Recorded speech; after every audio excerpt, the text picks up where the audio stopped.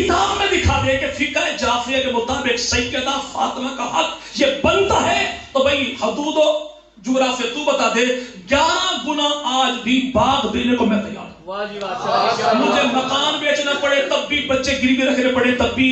تیرا جو معاملہ ہے چلو ختم کرتے نظام۔ جی سامعین، آپ نے ملاحظہ کیا کہ علی معاویہ صاحب نے دعویٰ کیا ہے کہ فدق کی حدود اپنی کتاب سے دکھائیں، تو نہ صرف ہم اپنی کتاب سے بلکہ ان کی کتب سے بھی دکھائیں گے کہ فدق کی حدود کیا ہیں۔ کتاب کا نام تذکرۃ الخواص ہے،